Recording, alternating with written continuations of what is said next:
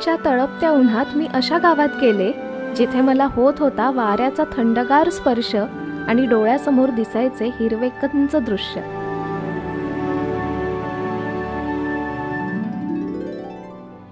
इथल्या हवेतल्या सुरंगीच्या गंधाने तर मनावर अत्तर शिंपडलं.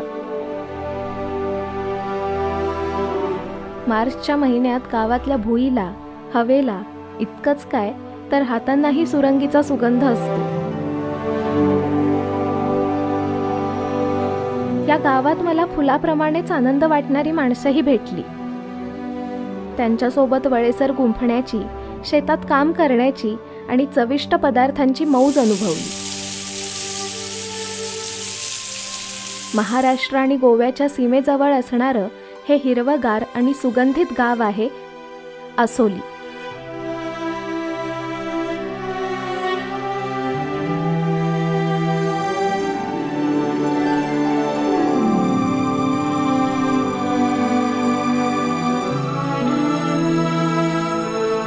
मी आता पोहोचली आहे सुरंगीच्या गावामध्ये. तर सुरंगी नावाचं एक सुंदरसं फूल असतं जे झाडाला असं चिकटूनच येतं. इवलूसं असतं पण त्याचा गंध इतका सुंदर असतो की म्हणजे इथल्या स्त्रियांनाही त्याची भुरळ पडते आणि त्याचा वळेसर विणून त्या केसामध्ये छान माळतात. तर हा अगदी काही दिवसाचा सीझन असतो. तर सुरंगीचा हा सुगंध अनुभवायला मी या आसोली गावामध्ये आली आहे आणि आसोली गाव हे प्रसिद्धच आहे सुरंगीचं गाव म्हणून. तर अशा या आसोली गावामध्ये शेतवाडा इको फार्म स्टे आहे. तर तिथं मी राहिली आहे आणि इथे राहून हा सुंदर अनुभव मी घेणार आहे. मी राहिलेला शेतवाडा इको फार्म स्टे म्हणजे चारी बाजूने शेती, मधी व्हाळ आणि त्याच्या कडेला बांधलेलं मातीचं घर. थांबा, व्यवस्थित परिसर दाखवते इथला. आम्ही गाडी त्या बाजूला पार्क केली. इथेही पार्क करता येते. तर आम्ही या वाटेने असं चालत आलो आणि या पुलावरून चालत आलो आणि पुढे आम्ही प्रवेश केला इथे. तर इकडेच फार्म स्टे आहे. तर खूप सुंदर परिसर आहे इथला. इथे सुद्धा वासरं अशी चरताना दिसत आहेत. चारा घातला त्यांना भरपूर. आणि इकडे ना खळ्यामध्ये आता सुरंगी वाळत घातलेली दिसतीये सगळीकडे. इथे खळ्यामध्ये ही सुरंगी सुकत घातली आहे. मी धान्य सुकत घातलेलं बघितलंय पण फुलं सुकत घातलेली पहिल्यांदाच बघतीये.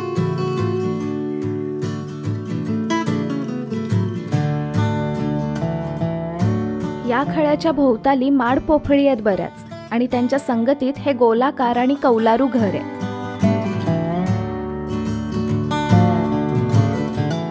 आतमध्ये एक मोठा असा हॉल आहे.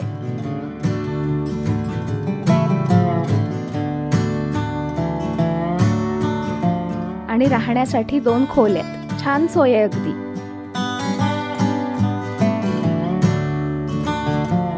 हे जे घर आहे ना तर ते चिरा, माती यापासून बांधलेलं आहे आणि खालची जमीन बघितली तर ती शेणाने सारवलेली आहे आणि वरती कौलं आहेत. तर इथे घरामध्ये आपल्याला थंडावा मिळतोच. म्हणजे आम्ही रात्री झोपलो होतो तर फॅन लावला नाही, थंडावा जाणवत होता. उलट आम्ही गारठलो होतो, सो आम्ही ब्लँकेट घेऊन झोपलो, इतकी थंडी आहे.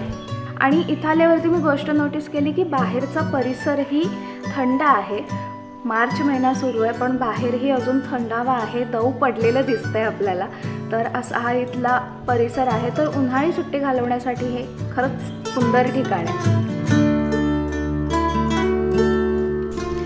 आणि इथली खास गोष्ट म्हणजे इथल्या खळ्यातच सुरंगीचं झाड आहे. हे झाड आहे सुरंगीचं आणि त्याला असा छानसा शेणाचा असा पार केलाय आणि आताही किती सडा पडलाय बघा. असा गोलाकार छान सगळीकडे असा सडा पडलेला दिसतोय. आणि याच झाडाला इकडे झोपाळा सुद्धा बांधलाय. तर इथे बसून मस्त झोका घ्यायला काय वाटेल ना. जसा घराचा आतला परिसर सुखावणार आहे तसाच दाराच्या बाहेरचाही.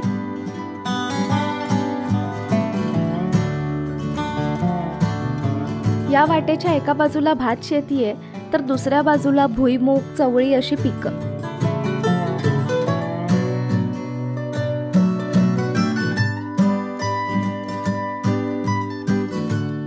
भातशेतीच्या बांधावरून चालायला मजा येत होती.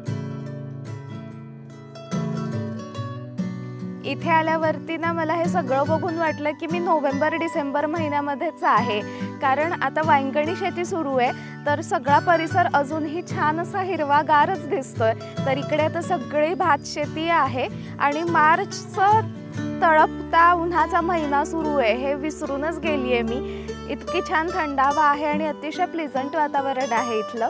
तर ही सगळी वांगणी शेती आहे आणि आता भात तयार झाला आहे. ही वांगणी शेती साधारण डिसेंबरमध्ये वगैरे करतात, म्हणजे पावसाची भातशेती केली जाते, त्या भाताची कापणी होते आणि त्याच शेतामध्ये हे वांगणी पद्धतीने भात लावला जातो.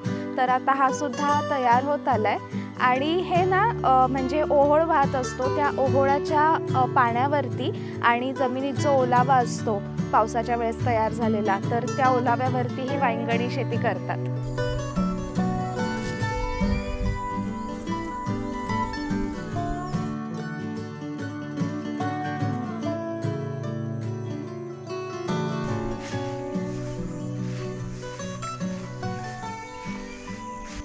मी आता या शेताच्या वाटेने चालतीये ना, तर खूप दव पसरलंय, पानं अशी ओली चिंब झाली आहेत, म्हणजे गवत जे वाढले ते सुद्धा असं ओलं चिंब झालंय आणि चालतानाही माझा पाय असा छान भिजून गेलाय दवानं. तर मस्त आहे आणि आताही इतकं हिरवंगार मला सगळं दिसतं, याचं खरंच मला आश्चर्य वाटतं. आता मार्चचा महिना आहे आणि या दवाचा ना सुरंगीशी संबंध आहे, तो मी तुम्हाला नंतर सांगते. या फळाचं नाव माहिती आहे तुम्हाला? थांबा सांगते. मी आता जे फळ खुडलं ना त्याला म्हणतात इथे चिबडं. तर हे इतकं युनिक फळ आहे असं वाटतंय की हातात एक छोटासा असा फुगाच घेतलाय आणि पॅराशूट सारखं दिसतं ते दिसायला. तर याच्यामध्ये ना बी असं गर असतो, तर हे असं फोडायचं आणि त्याच्यामध्ये हे असं त्याची बी किंवा गर मला माहिती नाही, पण असा एक हिरवा गोल दिसतो. तर इथे ना हे पिकलं की खाऊ शकतो आपण. आता हे हिरवा आहे पण हे सुद्धा खाता येतं.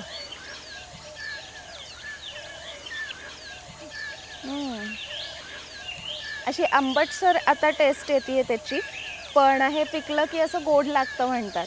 पण आता हे हिरवा आहे तर आंबट टेस्ट येते.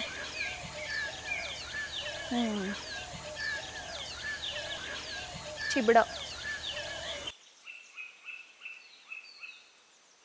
असा सुंदर निसर्गरम्य परिसर आहे आजूबाजूचा.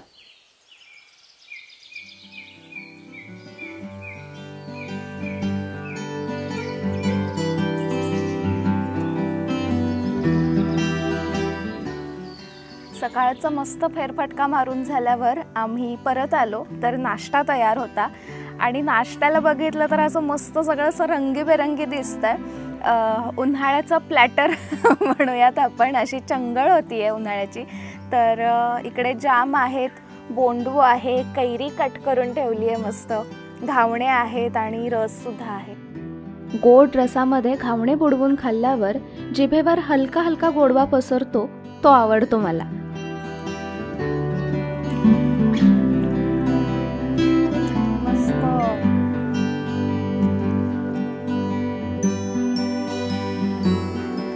उन्हाळ्याची सुट्टी अशी असावी, आयडियली उन्हाळ्याची सुट्टी अशी असावी. कैरी खातीये मी.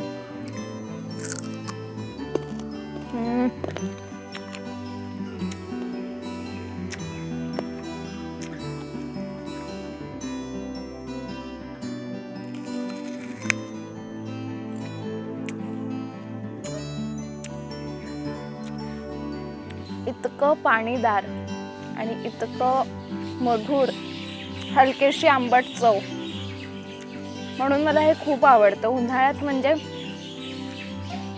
तहान लागली हे खाल्लं तरी चालतं आणि पोट भरतं यानं छान. या मोसमात मिळणाऱ्या रानमेव्याने जिभेचे चोचले पुरवले. बघा मला कोण भेटलंय, हे बघा हे बघा कोण आलंय बघा. मला हे ठिकाण सूर्यकांतमुळेच कळालं. सूर्यकांतचं पेज आहे स्वर्णिम कोकण म्हणून, तर बऱ्याच जणांना ते माहिती असणार आहे कारण खूप छान उपयुक्त माहिती त्यावरती आपल्याला कोकणाविषयी मिळत असते. मी खाली लिंक देते आहे त्याच्या चॅनेलची आणि इंस्टाग्रामची, ते जरूर चेक करा.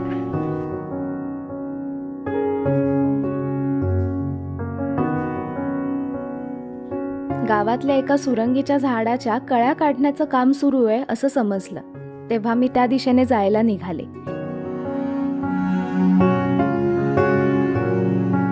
गेल्यावर बघते तर झाडाच्या भोवताली साड्या अंथरलेल्या. इथून बघितलं ना तर झाड असं सगळं फुलांनी लगडलेलं दिसतंय आणि आपल्याला वाटतं की म्हणजे पानाच्या ह्याच्यातून कळ्या आलेल्या दिसतील, तर तसं नाही आहे. या खोडालाच अशा कळ्या आलेल्या दिसतात. आता इथे अशा डाळिंबी रंगाच्या दिसत आहेत, कुठे अशी फुलं आलेली दिसत आहेत, तर झाड असं सगळं सुरंगीनी भरून गेलंय. इवलूशी मोतिया रंगाची आपले सोनेरी पराग खुलून दाखवणारी ही सुरंगी मार्च एप्रिलच्या माघ फाल्गुनच्या महिन्याच्या काही काळापुरती अशी भरभरून फुलते. या सुरंगीचा दरवळ झाडीतून वाट काढत कौलारू घरात शिरतो, माडाच्या झाडांभोवती फिरतो आणि असा हवेवर स्वार करत सुगंध सबंध गावाचा ताबा घेतो. इथे आसोलीमध्ये साड्या पसरून झाडाच्या कळ्या काढल्या जातात. या साड्यांवर पडणाऱ्या सुरंगीच्या कळ्या आणि फुलांवर आसोली गावाचं अर्थार्जन जास्ती करून चालतं.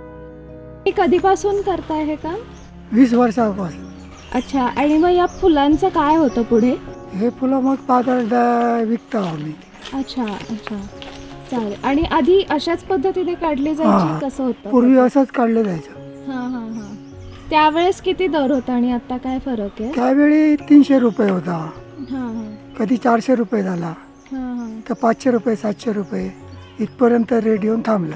अच्छा, म्हणजे ह्याचा पोत्याचा होते किलोचा. किलोचा. अच्छा अच्छा अच्छा. आणि मग तुमच्या लहानपणीच्या अशा काही आठवणी असतील ना सुरंगीच्या वगैरे? लहानपणीची आठवण म्हणजे काय, वयात आल्यापासून मग काय सुरुवातच झालं ना हे काम करायचं. कामच हे या सीझनला हेच काम. अच्छा, त्यावरच म्हणजे. हो. आणि हे लावलेलं नाहीये, हे आपल्यापणच झाड आपणच होते, त्याला काय खत पाणी वगैरे काय देत नाही. या कळ्या काढण्यासाठी असं पार झाडाच्या टोकापर्यंत सरसर चढत जावं लागतं. हे बघा इतकं. मग खोडावर हात घासून कळ्या काढायच्या.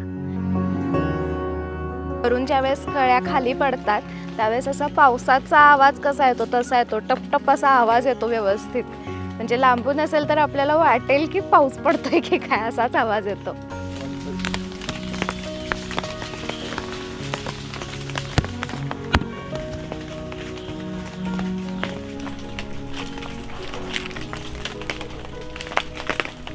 या पडणाऱ्या कळ्यांचे पुढं काय होतं हे बघण्यासाठी संध्याकाळची वाट पाहावी लागेल.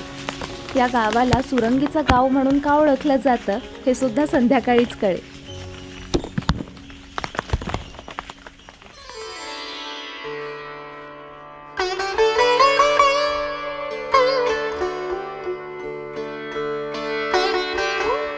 त्यानंतर मी गेले आसोली गावातल्याच श्री नारायण देवांच्या मंदिरात. जसं मंदिराचा आवार प्रशस्त आहे तसंच सभामंडपही. आतमध्ये तर दशावतार खांबावर असे साकारले आणि वरच्या भिंतीवर विष्णू सहस्त्रनाम लिहिलेलं आहे. मंदिरात गेल्या क्षणी प्रसन्न वाटतं.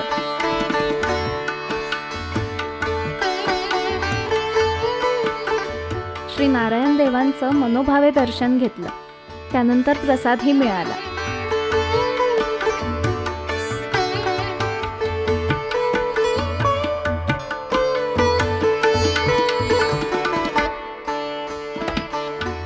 आसोली गावावर कृपादृष्टी ठेवणाऱ्या नारायण देवांचं दर्शन घेतलं आणि घराकडे परतले.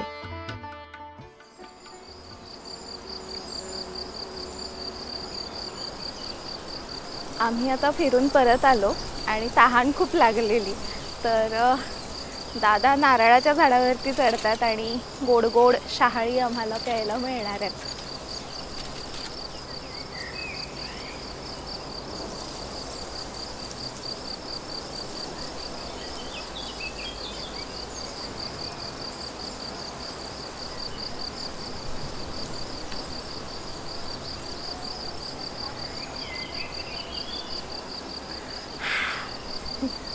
नारळ पाणी पिल्यावरती मस्त वाटतंय.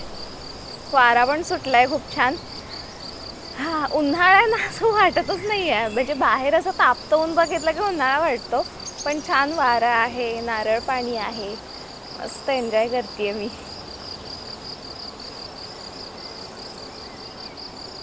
तेवढ्यात दुपारच्या जेवणाची वेळही झाली. आज दुपारी जेवायला आहेत कुर्ल्या आणि तिसऱ्या, सोबत भात आहे, सोलकढी आहे आणि तांदळाची भाकरी आहे. मस्त असणार आहे. दिसायलाच किती सुंदर दिसतंय. मालवणी मसाल्यानं जबरदस्त चव आलेली जेवणाला.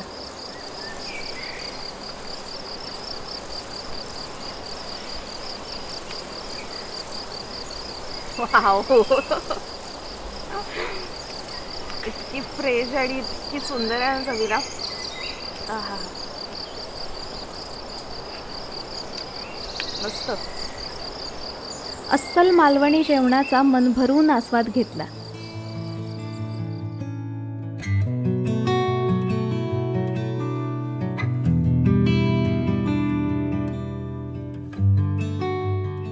संध्याकाळची वेळ झाली आहे आणि आता आम्ही चाललो आहोत परत सुरंगीच्या झाडाकडे. तर त्या पडलेल्या कळ्यांचं काय होतं हे मला बघायचं आहे. तर जाऊया, काय होतं बघूया त्या कळ्यांचं. मी जायला निघाले खरी तिकडे, पण रस्त्यावर साड्या अंथरलेल्या होत्या. या टेकडीवर सुरंगीची झाडं पुष्कळ, म्हणून ही टेकडी चढायला घेतली तर सबंध टेकडी अशी रंगीत दिसत होती. माझं इथल्या एका गोष्टीकडे लक्ष गेलं तर या ज्या साड्या अंतरल्यात ना, त्या 2-2, 3-3 साड्या अशा उभ्या जोडल्यात आणि त्या अशा अंथरलेल्या दिसतात. आणि तुम्ही कल्पना करा की किती साड्या लागल्या असतील. म्हणजे आता हा पॅच, आधीचा पॅच, बापरे, माझ्या समोर सुद्धा भरपूर साड्या अंथरलेल्या आहेत. तर विचार करा.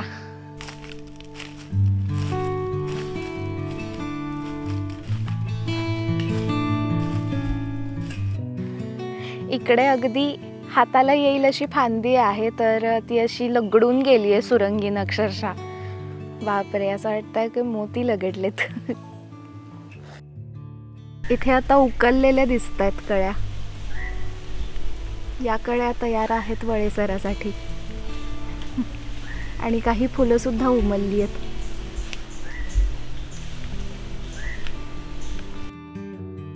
इथे आल्यावरती कळतं की आसोलीला सुरंगीचं गाव का म्हटलं जातं, कारण पुष्कळ सुरंगी आहेत. आणि सगळ्या असा ताडपत्री आणि सगळ्या साड्या अशा लावून त्या सुरंगी गोळा केलेल्या दिसत आहेत इथे.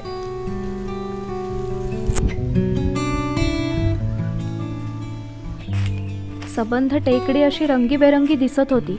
किती साड्या असतील इथं असा विचार चमकून गेला डोक्यात.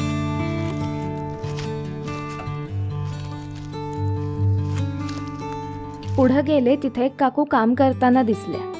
त्या फुलांसोबत पडलेला पाला, कचरा वेगळा करत होत्या.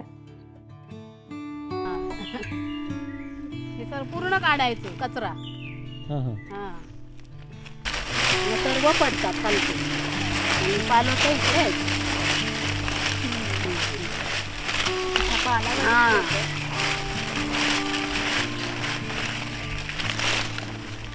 सुकत घालावे लागतात. 3 हिमरं सुकत घालावे लागतात वाळत. 3 हिम ऊन ऊन ऊन ऊन काय म्हटलं? निम्र. नवीन शब्द कळायला. उन्हाला निम्र म्हणतात. 3 निम्र म्हणजे 3 उन्ह द्यायची. 3 उन्ह सुकवावे लागतात. आणि कळे 4.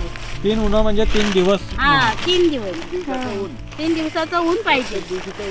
तर तुम्हाला हा का फुल ना चांगलं राहणार, नाही तर काळपट होणार. मग टाकून द्यावं लागणार तुम्हाला. असं आहे, कुरकुरीत व्हायला पाहिजे. जर त्याला दवाचं वगैरे काय लागलं किंवा पाणी लागलं ना, पूर्ण काळं होणार. मग काही त्याचा उपयोग नाही. हा वास येतो ना, तर वास पण येणार नाही काळं झालं. असं आहे. असा हाताने काही ठिकाणी पाला वेगळा करतात, तर काही ठिकाणी चाळणी घेऊन. आता ही खाली पडलेली फुलं, कळ्या 3 निम्र द्यायला अशी खळ्यात पसरतात. माझ्या समोर आता जे खळं आहे ना, तर तिथे सुरंगी आता वाळत घातली आहे, पण ना मला वेगवेगळ्या रंगाचे दिसत आहेत. म्हणजे काही फुलं आहेत तर काही कळ्या दिसत आहेत. मी एक्झॅक्ट विचारते दादांना. ह्या ज्या कळ्या आहेत त्या झाडावरून काढलेल्या कळ्या आहेत आणि यांना 2 ते 3 दिवस झालेले आहेत ह्या कळ्यांना, आणि सो इथे ह्या वाळत घातलेल्या आहेत. त्याच्यानंतर या ठिकाणी ही जी फुलं दिसत आहेत, ही फुलं दररोज संध्याकाळची पडतात. ही 2 दिवसांनी एकदा गोळा केली जातात आणि ही वाळत ठेवलेली आहे या ठिकाणी. ही अशी फुलं ही अशी दिसत आहेत. या मोसमात खळी अशी रंगीबेरंगी दिसू लागतात. मातीच्याच रंगांच्या किती छटा दिसतात बघितलं ना. आज मला सुरंगीच्या केल्या जाणाऱ्या व्यवसायाची एक पूर्ण प्रोसेस बघता आली. पण या भटकंतीला पूर्णत्व येणार होतं सुरंगीचा वळेसर माळूनच. राजश्री आणि जयश्रीने खळ्यात बसून केसाचा आंबाडा बांधला आणि छान देखणा वळेसर माझ्या केसात माळला.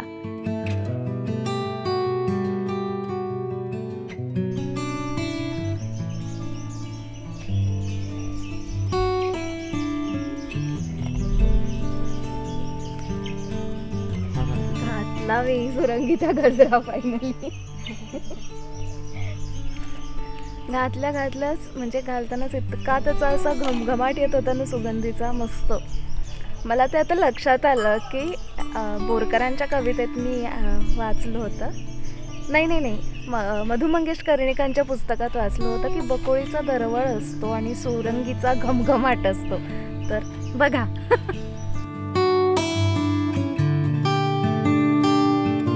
आता हा वळेसर तयार कसा करतात ते बघायला रात्रीची वाट बघावी लागेल.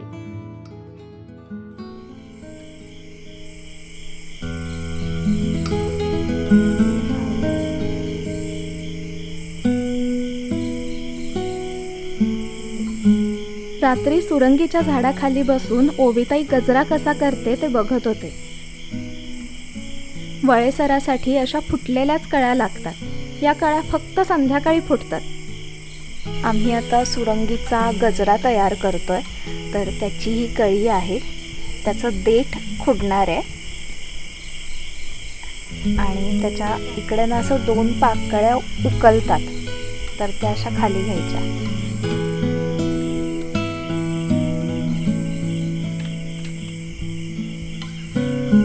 सगळ्या कळ्या अशा दुमडून घ्यायच्या. तर याचा धागा काढून वळेसर गुंफला जातो. तर हे काय आहे तर केळीचं पान आणि खोड यांच्यामधला जो भाग असतो सुकलेला, तर तो आहे. आणि याचा धागा काढतात आणि त्याच्यामध्ये तो वळेसर गुंफतात. सुईनं एका रेषेत धागा असा एकसारखा कापत आणला.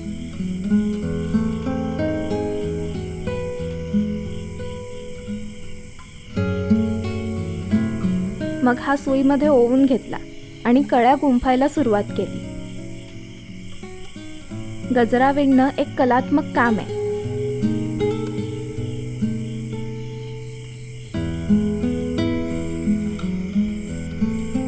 थोड्या वेळात असा वळेसर तयार झाला.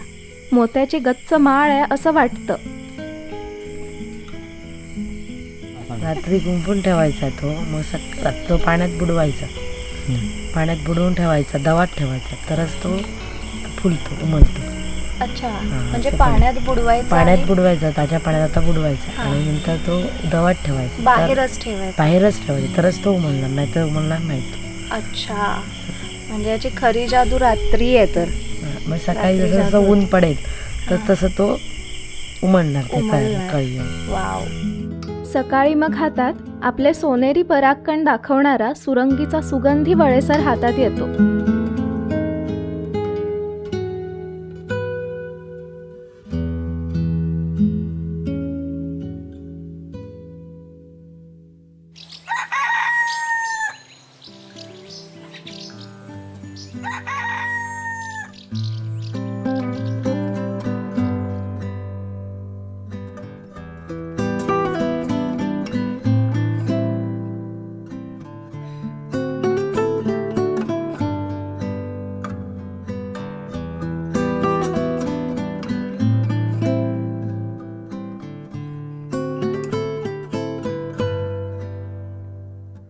या गावाला सुरंगी सोबतच निसर्ग देवतेचा आशीर्वाद भरभरून लाभलाय. स्वप्नात ज्या गावात फेरफटका मारत होते ते गाव हेच आहे असं फिरताना वाटत होतं.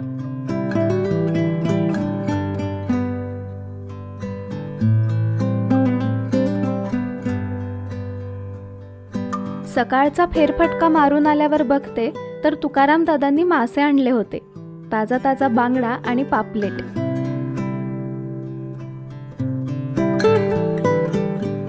आज जेवणाला काय आहे? आज पापलेट फ्राय.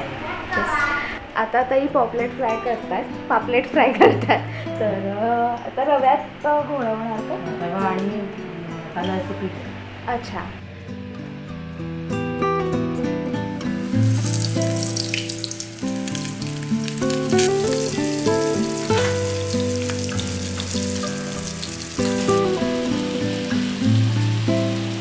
बांगडे आणि पापलेट आता फ्राय करतात तर त्याचा असं मस्त खरपूस असा सुगंध येतो.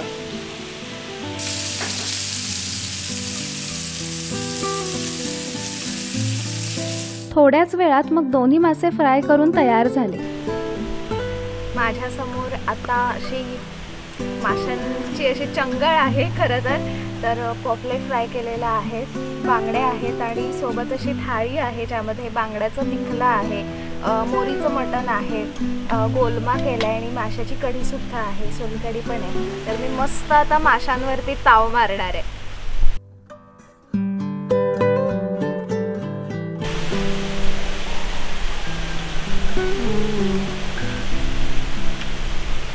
मस्त आहे, खूपच चवीला आहे पापलेट, मस्त आहे.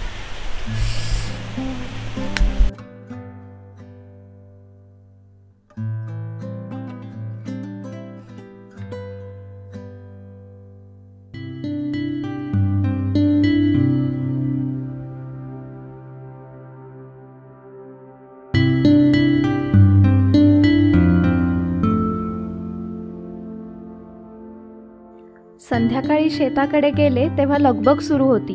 शेंगा खुडणं सुरू होतं. कोणत्या शेंगा आहेत माहितीये? काय करताय काकू? शेंगा काढतो. कसल्या? चवळीच्या. चवळीच्या. हा, चवळीच्या.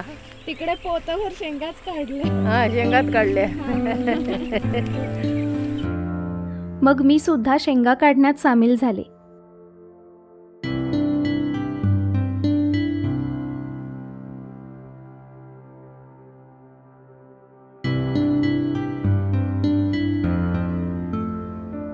ही आहे लाल चवळी. नमस्ते. चवळीच्या शेंगा काढणी चालू आहे. आता चवळीच्या शेंगा पिकलेल्या आहेत.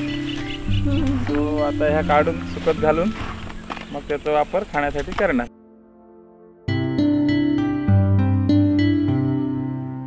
नंतर तुकाराम दादांसोबत शेतात फेरफटका मारला. तिथं मका लावला होता, नाचणी होती. आमच्या डोक्यात कसं असतं की फक्त म्हणजे पावसाळी शेती झाली आणि भात काढला की सीझन संपला शेतीचा इथला असं डोक्यात असतं. पण त्यानंतर बेपर्यंत काय काय सुरू असतं शेतात? या ठिकाणी आमच्या तळकोकणामध्ये प्रामुख्याने पूर्ण वर्षभर म्हटलं तर काय अवघड ठरणार नाही एवढ्या प्रमाणात शेती केली जाते. यामध्ये प्रामुख्याने भात शेती, त्याच्यामध्ये उकडा तांदूळ, सुरई तांदूळ, त्याच्यानंतर नाचणी, त्याच्यानंतर कुळीद, उडीद, भुईमूग, अशा चवळी अशासारखं विविध पिके या ठिकाणी घेतली जातात आमच्या इथे. आणि मे मध्ये आंबा. हां, आणि या ठिकाणी प्रामुख्याने इथला आंबा, वेंगुर्ल्याचा आंबा पण प्रसिद्ध आहे. या ठिकाणी ठिकठिकाणी आमच्याकडे आंब्याच्या बागा, सुरंगीच्या बागा, असं सुरंगीने निसर्ग संपन्न असं आमचं आसोली गाव आहे. आणि सुट्टी कधी मिळते शेतकऱ्यांना? सुट्टी म्हणजे शेतकऱ्यांना सुट्टी नसतेच. या ठिकाणी शेतकरी पूर्ण ऑल सीझन बिझीच असतात. प्रत्येक शेतकरी शेतीमध्ये बिझी असतो.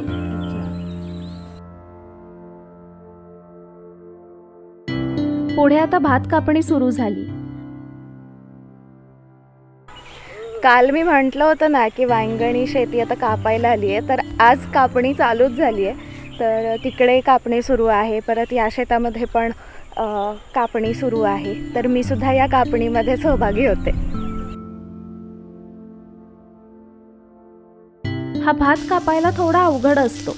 याचं कारण काकांनी सांगितलं. ते रोप ह्याचे काढतो आणि एकठी म्हणजे दोन चार काड्या लावतो. त्याला लावणी म्हणतात. लावणी म्हणतात ऐकल्या. ती सोयीस्कर कापायला लावणी. आणि हे जरा कठीण म्हणजे कसं अनोळख्याला जरा बाचकायला होतो. म्हणजे हे नुसतं पेरलेलं आहे असं. ह्याच्यात काही परत आम्ही केलं नाही असं आहे. पण हा एक्सपिरियन्स घेणं मला महत्वाचं वाटतं, कारण आपल्या ताटात जे काही येतं ते कसं येतं, किती कष्ट आहेत त्यामागं याची जाणीव होते. मग बरोबर अन्न वाया नाही घालवलं जात. मग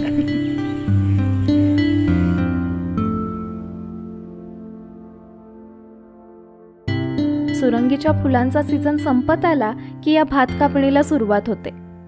यानंतर एप्रिलमध्ये नाचणी काढायला सुरुवात होईल. तुकाराम दादा म्हटले ते खरे, शेतकऱ्याला सुट्टी अशी नसते. सुरंगीच्या फुलांसोबत या गावाची कृषी संस्कृती मला या भटकंतीत बघता आली. निसर्ग समृद्ध आसोली गावाची भटकंती आवडली तर व्हिडिओ जरूर शेअर करा. भेटू पुढच्या भटकंतीत. बाय.